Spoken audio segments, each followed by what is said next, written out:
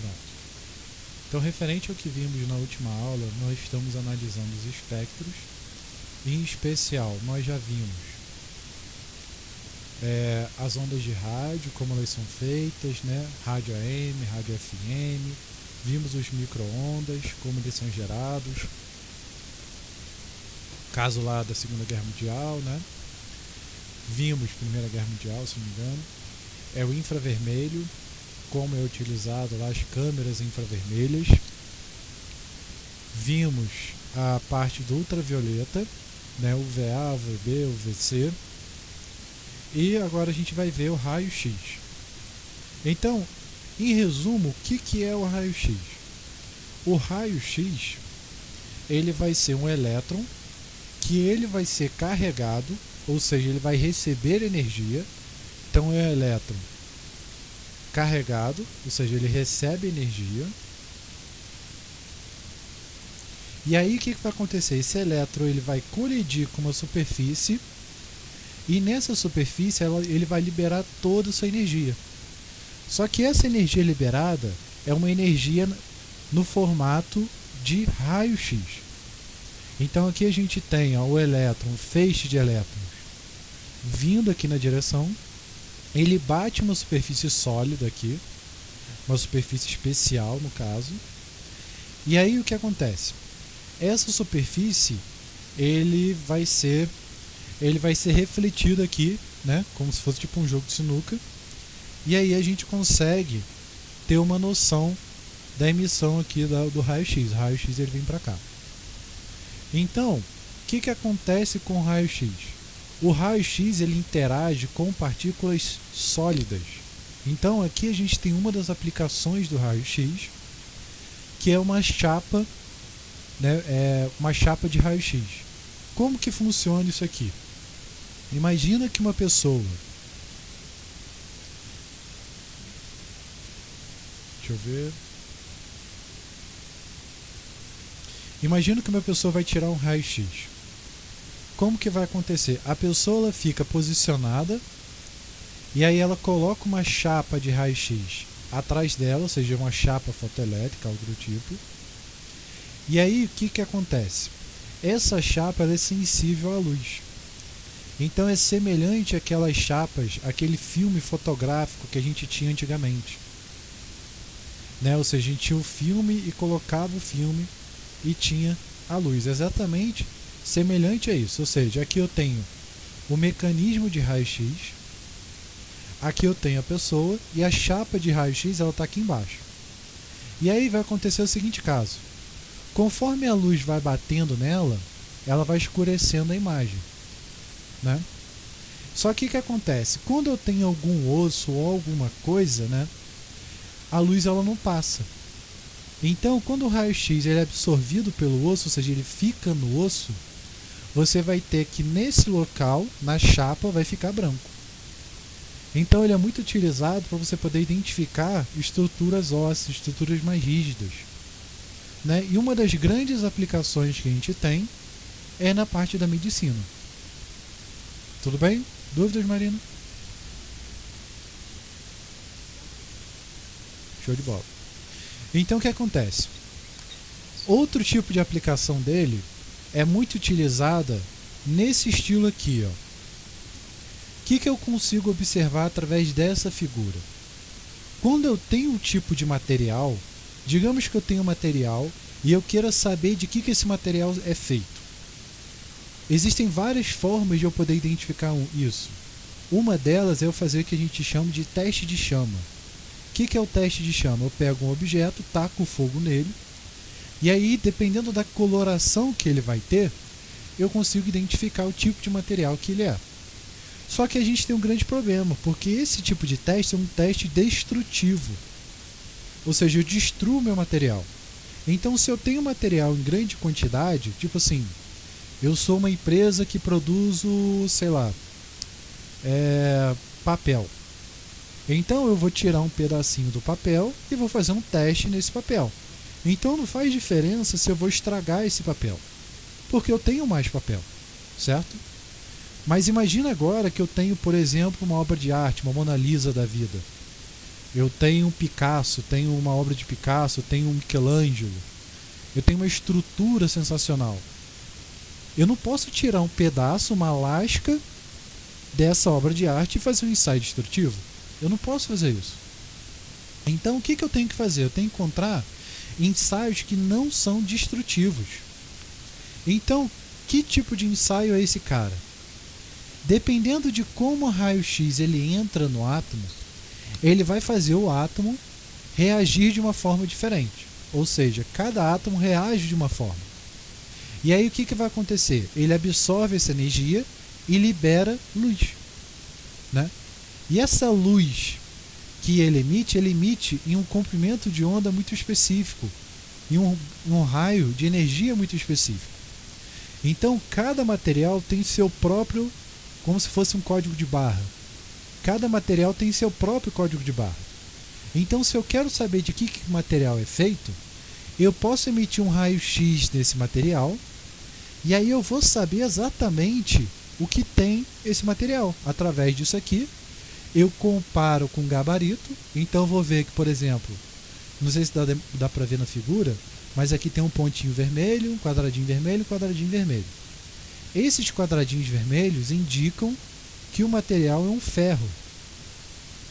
Já esse que é uma bolinha é outra estrutura de ferro. E esse triângulo é uma estrutura de cromo. Então, sabendo de que é esse material, sabendo essas bandas, eu consigo identificar exatamente o que tipo de material esse cara vai ser. Só que aí um pequeno detalhe. Esse cara, ele funciona para metais, ou seja, ele vai funcionar na sua maioria para metais. Então, se eu pegar, por exemplo, um plástico, eu fiz isso com o meu plástico, meu copo, minha garrafinha de água aqui. Eu quero saber se ela é um PET, se é um PVC, se é um polipropileno, né, se é um politertafalato de etileno, ou seja, que tipo de plástico ele é. Isso eu não consigo identificar. Mas com relação à química dos metais, isso ele me serve. E outro ponto, que esse ensaio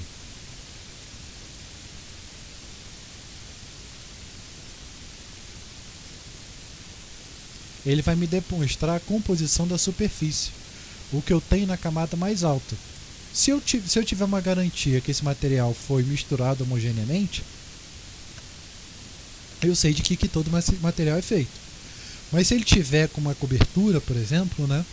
Tipo, tiver com uma zincagem ou algo do tipo, uma proteção, aí ele vai me dar outro resultado. Mas isso é muito utilizado, por exemplo, para poder identificar peças preciosas. Espera aí.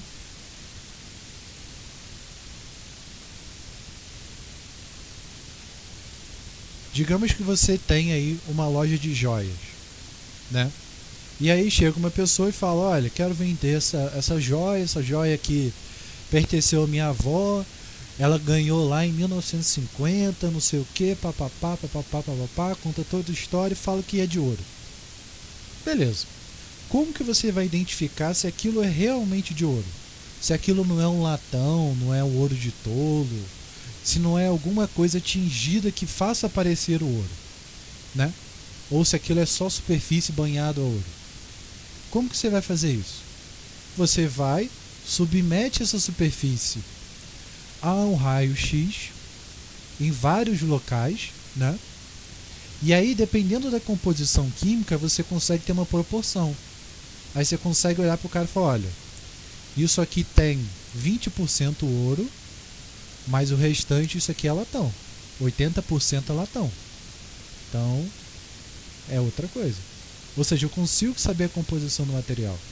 E ele tem uma aplicação muito importante, né? Exatamente para esses tipos de coisas. Você tem uma viga, por exemplo. Você tem uma viga e você quer saber se aquela viga já começou a oxidar, né? Você tem lá uma construção na praia, resolveu comprar um terreno e fazer uma viga, uma construção.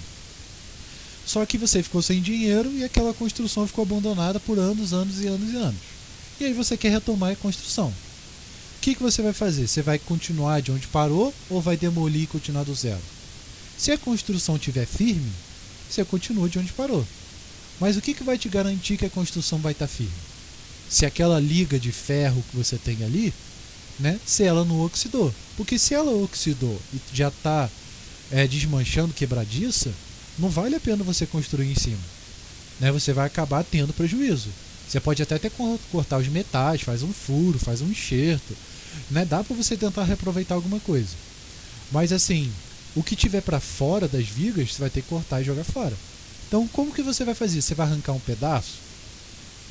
Né? Você vai pegar ali na mão e vai arrancar um pedaço? Meio difícil.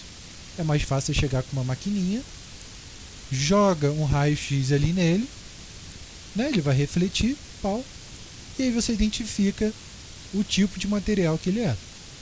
Ah, beleza, então esse material tem pouco oxigênio, beleza, está ok, dá para continuar. Ou não, ó, dá para ver aqui que a quantidade de ferro dele caiu bastante, tem bastante oxigênio, o período que aumentou aqui, então já está começando a oxidar. Então vou ter que jogar essa parte aqui fora. É uma opção. Ou fazer um tratamento nela, né? Nada impede de fazer um tratamento. Tira a oxidação, passa um zinco, não sei, aí você faz o que quiser fazer. Tudo bem, Marino? Dúvidas?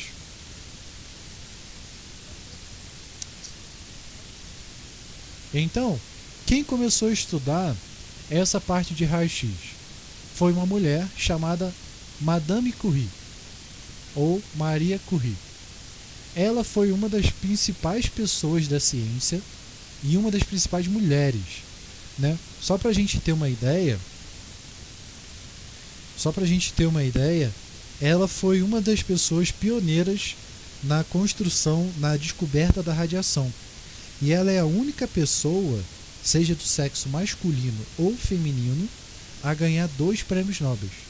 Ou seja, ela ganhou um prêmio Nobel por física, né, na categoria de física, pela descoberta lá do elemento químico rádio, e ela ganhou outro prêmio Nobel pela descoberta da radiação, no caso do raio-x. Né, o raio-x, por que raio-x? Porque antigamente se sabia que era uma radiação, só que não se sabia o que era aquilo. Então, como qualquer equação matemática, se você não sabe alguma coisa, você bota o x naquilo, então eles deram o nome de raio-x. Então, basicamente, ela foi uma das pessoas que foi pioneira nessa descoberta. E o que ela fazia? Basicamente, ela pegava ela descobriu que isso podia ser feito. Você tinha um efeito lá você tinha um efeito das chapas e tudo mais, e ela foi para a Primeira Guerra Mundial, se não me engano, Primeira ou Segunda Guerra Mundial, se não estiver enganado.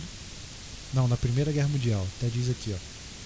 E aí o que ela foi? Ela foi para esses campos de batalha para poder cuidar das pessoas feridas. Porque imagina lá, você está no campo de batalha, você tomou uma explosão ou algo do tipo, e aí você tomou uma pancada no braço, né? Seu braço está deslocado ou algo assim, está estranho, está luxado. Como que você vai saber se o seu osso quebrou ou não? Não tem como você saber direito. Ele pode ter quebrado, mas ainda está na mesma posição, né? Como que antigamente as pessoas faziam? As pessoas cortavam o braço, abriam o braço, para poder visualizar se o braço estava quebrado ou não. Aí imagina, você vai abrir o braço, você vai ter toda a questão de inflamação, de recuperação do paciente, né? Com o raio-x era muito mais fácil. Você chegava lá, fazia o raio-x, pum, quebrou o braço, então vamos enfaixar. Não quebrou, então dá um jeitinho aqui, dá uma atadura, não sei o que, dá um remédio para ele. Então ela foi para a guerra exatamente para poder ajudar essas pessoas. Não só ela fez isso, como ela fez outros vários projetos, né?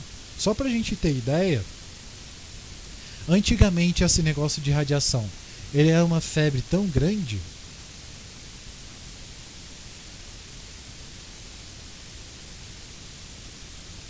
né? Imagina lá, descobrimos a internet, agora tudo é feito de internet. Oh meu Deus, tudo é feito de internet. Quando descobriram a radiação, viram que era um negócio que brilhava, um negócio charmoso, né? Então o que eles começaram a fazer? Começaram a vender vários produtos referentes à radiação. Ou seja, só para a gente ter uma ideia,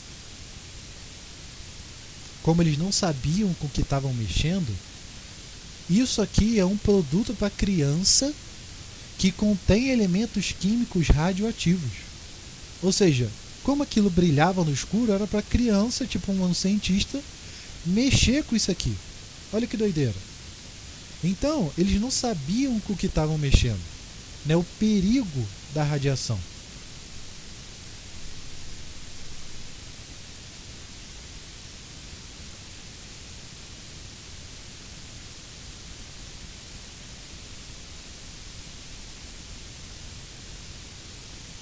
Então, o que acontece?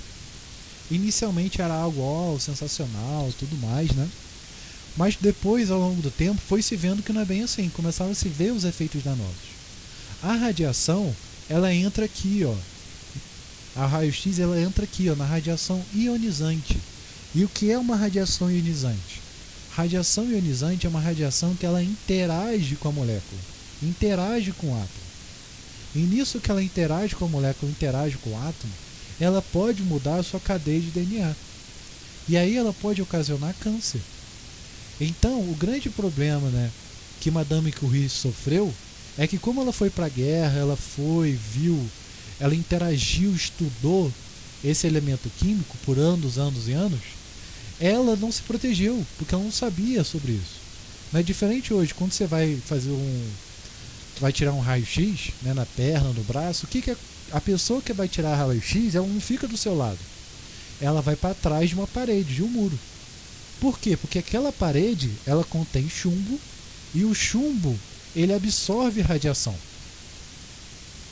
Exatamente por quê? Porque como aquele cara está lidando com a radiação todo dia, então ele vai receber grandes doses de radiação. E isso é preocupante. Então, para ele, pode ser cancerígeno. Para a gente, não. Por quê? Porque a dose que a gente vai receber de radiação é muito pequena. Então, para a gente, não faz mal. Então, a Madame Curie, ela acabou morrendo de leucemia, né? Que é o câncer no sangue. Então, isso foi, se eu não me engano, ela morreu nova, com 40 e pouco, 30 e pouco anos. Agora não lembro qual direitinho.